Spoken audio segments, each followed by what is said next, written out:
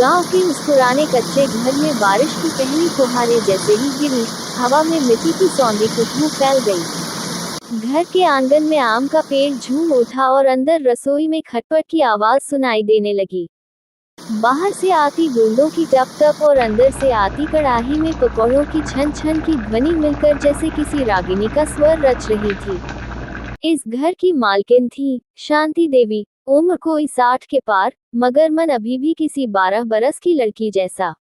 जब भी बादल गरजते और बारिश होती, उनकी एक ही फरमाइश होती, बहू गरम गरम पकौड़े बना दे, वो भी प्याज वाले। अरे बहू, देखना, बारिश शुरू हो गई।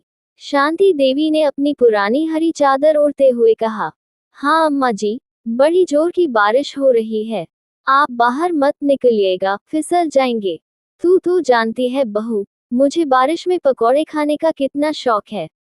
गर्मा गर्म अदरक वाली चाय और प्याज के पकौड़े। बस अब तू बना ही दे। अभी बनाती हूँ अम्मा जी। बहू नीरा मुस्कुरा दी। वो जानती थी कि उसकी सास को बरसात कितनी प्रिय है। नीरा खुद भी नए नए ब्याह कर आई थी, लेकिन जल्दी ही घर के रंग में ढल गई थी।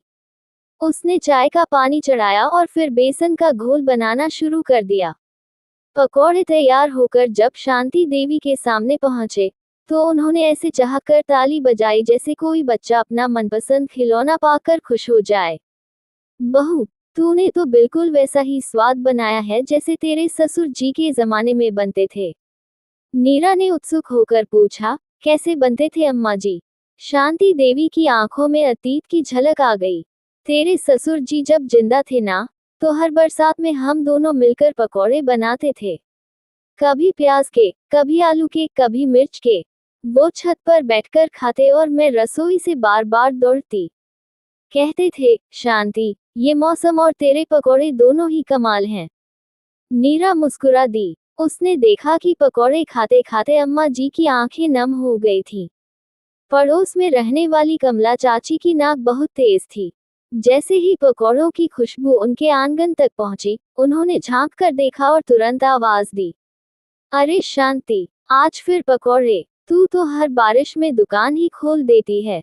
शांति देवी ने हंसते हुए जवाब दिया, कमला, बारिश हो और पकौड़े न खाएं तो क्या खाक जीना।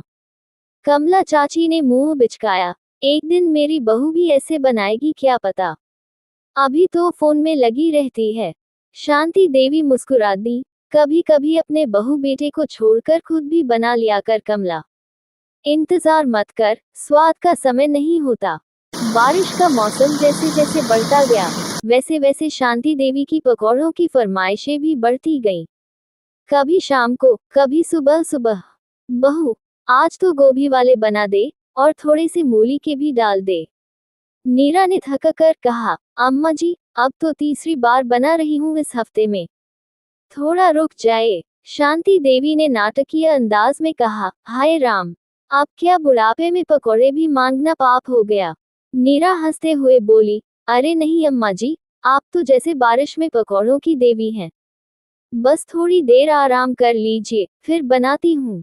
इसी बीच नीरा का बेटा अंशु, जो स्कूल से छुट्टी के कारण घर पर ही था, दादी के पास आ बैठा। दादी, आपने जो पकौड़े खाए थे, वो मुझे भी चाहिए। तू भी खाएगा? अच्छा ठीक है बहू, अब बच्चे के लिए बना देना थोड़े से। नीरा मुस्कुराई, इस बहाने आप भी फिर से खा लेंगी ना। शांति देवी ने आंख मारते हुए कहा, समझदार बहू है मेरी। एक दिन शांति देवी की एक पुरानी सहेली सरला ताई मिलने आई। बारिश हो रही थी, और फिर क्या पकौड़े बनना तय था। सरला ताई ने कहा, शांति, तू तो जैसे पकौड़ों की महारानी हो गई। क्यों न इस हुनर को काम में ले। शांति देवी को बात जम गई। उसी शाम उन्होंने नीरा से कहा, बहू, क्यों न हम हर बारिश में एक स्टॉल लगाएं, सिर्फ 3 घंटे के लिए। नीरा पहले तो चौंकी, फिर बोली, अम्मा जी, आप भी ना। लेकिन आइडिया बुरा नहीं है। अगली बारिश में शांति देवी और नीरा ने मिलकर मोहल्ले के बाहर एक छोटा सा ठेला लगाया, बारिश वाले गरम पकौड़े। लोगों की भीड़ लग गई। बच्चों से लेकर बूढ़ों तक, सब इस अनोखी दादी के हाथों के बने पकौड़े खाने चले आए। किसी ने कहा, इसमें माँ का स्वाद है। तो किसी ने कहा, ऐसे पकोड़े तो बरसों बाद खाए हैं। शांति देवी ने हंसते हुए कहा, बस प्यार डालती हूँ और थोड़ी सी बारिश की याद। अब हर बार बारिश होती तो ठेला लग जाता। अंशु भी स्कूल से आकर मदद करता। नीरा और शांति देवी के रिश्ते में एक नई मिठास आ गई थी। एक दिन नीरा बोली, अम्मा जी, आपने तो सिखा दिया कि हर शौक को काम में बदला जा सकता है। शांति देवी ने जवाब दिया, और तूने सिखाया कि एक बहू अगर साथ दे तो सांस फिर से जी उठती है। बाहर बारिश हो रही थी, अंदर पकौड़े छन रहे थे, और शांति देवी अपनी पसंदीदा कुर्सी पर बैठी चाय की चुस्की लेकर मुस्कुरा रही थी। बारिश की वो फुहारें, पकौड़ों की खुशबू और सास बहू का साथ, यही तो असली जिंदगी की मिठास है।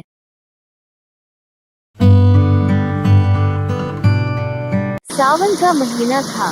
बादलों की गड़गड़ाहट और मूसलाधार बारिश से पूरा गांव भीग चुका था। कीचड़, ठंड और नमी ने जीवन को थोड़ा कठिन बना दिया था। इसी गांव के एक कोने में एक पुराना मिट्टी का घर था जिसमें रहती थी सुजाता, एक साधारण सी पर समझदार और सहनशील बहू।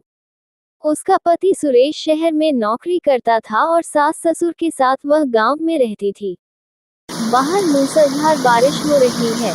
छत से टपकते पानी की बूंदें और आंगन में भरा कीचड़ माहौल को गीला और भारी बना रहा है।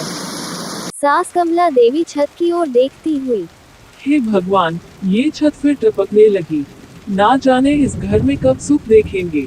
सुजाता चूल्हे की लकड़ी सुखाने की कोशिश करते हुए कहती है, मैं देखती हूँ अम्मा, शायद पिछली बार जो छप्पर बांधा था वही ढीला हो गया है।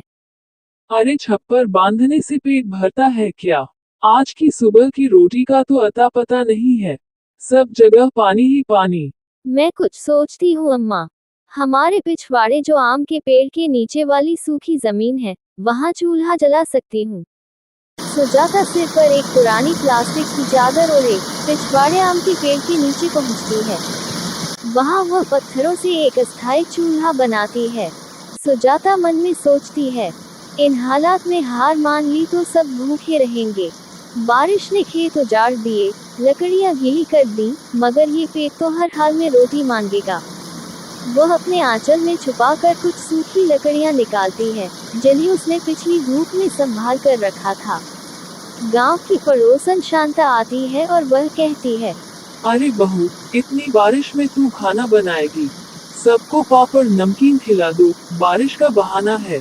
सुजाता मुस्कुराते हुए कहती है, पापड़ नमकीन से सासू माँ का पेट नहीं भरता दीदी, उन्हें गरम गरम रोटी और मूंग की दाल चाहिए। वाह, तू तो सच्ची बहू निकली। चल, कुछ सूखी लकड़ियां मेरे पास भी हैं, ले आऊं। बहुत आभार दीदी, भगवान आपका भला करे। सुजाता मूंग की दाल और चावल पकाने की तैयारी करती है। उसके हाथ में मिट्टी लगे हैं, चेहरा भीग गया है, मगर मन दृढ़ है। ससुर भीतर से आवाज लगाते हुए कहते हैं, बहू, कुछ गर्म पानी भी बना देना, बदन में ठंड लग रही है। देखो तो जरा, कैसे चूल्हा जला रही है बारिश में। औरत हो तो ऐसी। बाबूजी, चाय भी बन रही है, बस 10 मिनट और लगेंगे। बारिश की बूंदें टीन की छत से टकराकर तेज आवाज कर रही हैं। आसपास के बच्चे आम के पत्तों से बनी नाव बहा रहे हैं, पर सुजाता का ध्यान केवल चूल्हे और सास ससुर पर है। रात का समय है, गरम गरम रोटी, दाल और चावल बनकर तैयार हैं। सुजाता पत्तों की थाली में खाना परोसती है। बहू, हाथ के स्वाद में तो शहर की होटलों को भी मात दे दी तूने। और इतनी बारिश में भी खाना बना दिया। तू तो लक्ष्मी हो, लक्ष्मी। सुजाता नम्रता से कहती है, अम्मा, बाबूजी, आप लोगों का आशीर्वाद है। बस ये चाहती हूँ कि कभी आपके चेहरे पर परेशानी न देखूं। बिजली चमकती है, मगर इस बार डर नहीं, बल्कि उम्मीद की रोशनी है। सुबह की हल्की धूप निकली है। आंगन में कीचड़ अभी भी है, पर मौसम खुला है। कमला देवी कहती है, सुजाता, आज तो तेरी कहानी पूरे गांव में फैली हुई है। हर कोई कह रहा था, देखो उस बहू को, जिसने बारिश में भी खाना पकाया। सुजाता मुस्कुराकर कहती है, अम्मा, एक औरत के हाथ में सिर्फ चूल्हा नहीं, पूरा घर होता है। अगर वो चाहे तो आंधी, बारिश, तूफान सबको मात दे सकती है। हरिराम जी चाय पीते हुए मुस्कुराते हैं और घर में एक नई ऊर्जा भर जाती है। बारिश आती है और चली जाती है, पर इंसान की जिद और मेहनत हर मौसम को जीत लेती है।